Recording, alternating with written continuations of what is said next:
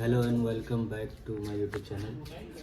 पहले हम लोग डिस्कस कर चुके हैं फैट सोल्यूबल विटामिन में विटामिन ए का डिस्कस कर चुके हैं। आज डिस्कस करेंगे विटामिन डी के बारे में। तो चलिए देखते हैं विटामिन डी किसको बोलते हैं। विटामिन डी को स्टेरॉल भी बोला जाता है। क्या बोला जाता है? विटामिन डी को स्टेरॉल भी बोला जाता है। और इसमें होता है स्टेरॉइड अल्कोहल होता है। और विटामिन डी को सनशाइन विटामिन भी कहा जाता है, जो एग्जिबिट करता है एंटी रैकेटिक प्रॉपर्टीज़ को। एंटी रैकेटिक प्रॉपर्टीज़ मतलब रिकेट्स हो गया, ऑस्टियोमेलेसिया हो गया।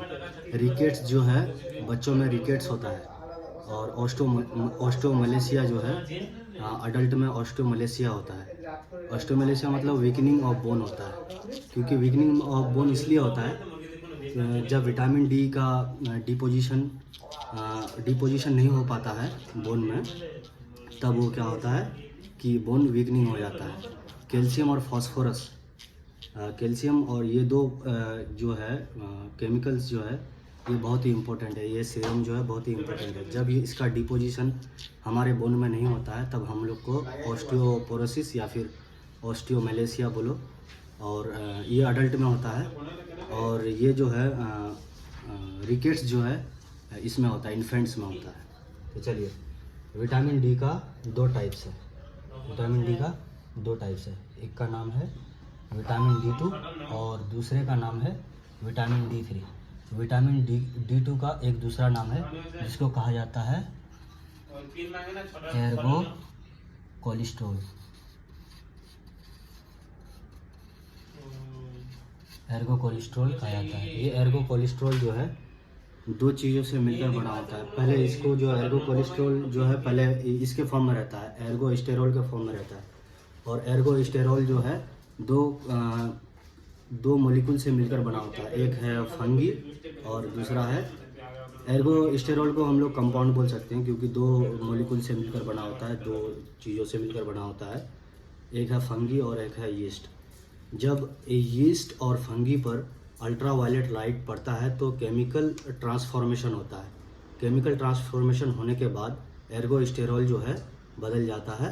किस में बदल जाता है? एर्गो कोलेस्ट्रॉल में बदल जाता है। और इसका दूसरा नाम क्या है? Vitamin D2।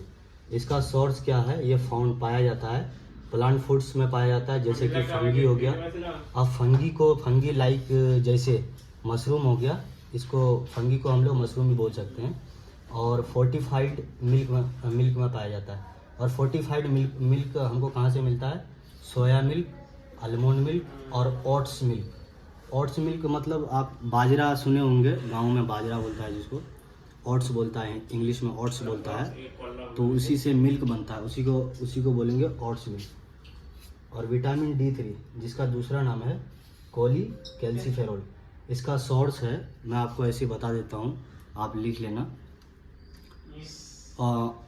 Cod liver oil, fish oil, egg York, egg अंडा का जो येलो वाला भाग होता है ना, उसको खाने से विटामिन डी मिलता है, उसको खाने से। और फिश को खाने से फिश ऑयल भी होता है, ऑलिव ऑयल होता है, कुछ ऐसा सीरियल्स होता है, फोर्टिफाइड सीरियल्स होता है, उससे हमको विटामिन D2 मिलता है। विटामिन D2 और D3 भी मिलता है। और एक्सक्लूसिवली इसका RDA देखेंगे।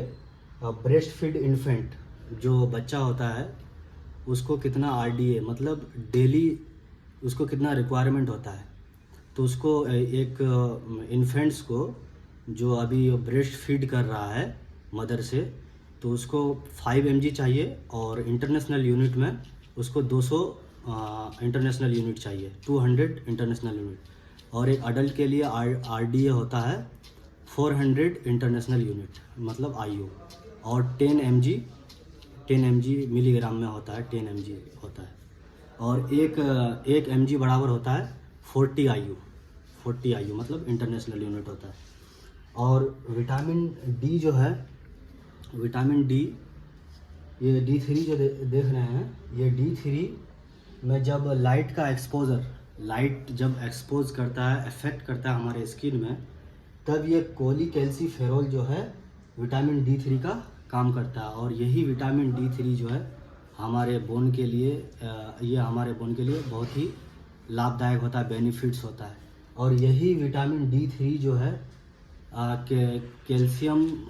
कैल्शियम और फास्फोरस को क्या करता है, रेगुलेट्स करता है, और ब्लड कैल्शियम लेवल को भी रेगुलेट्स करता है।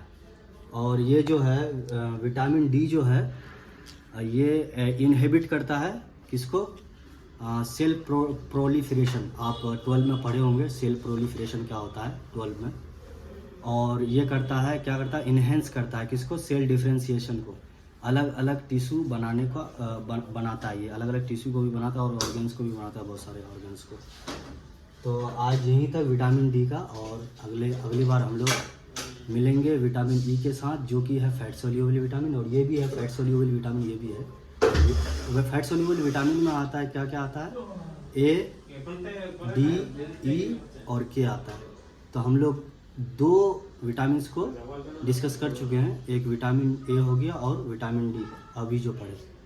इतना ही है, और अगली बार मिलते हैं विटामिन E के साथ। Thank you so much.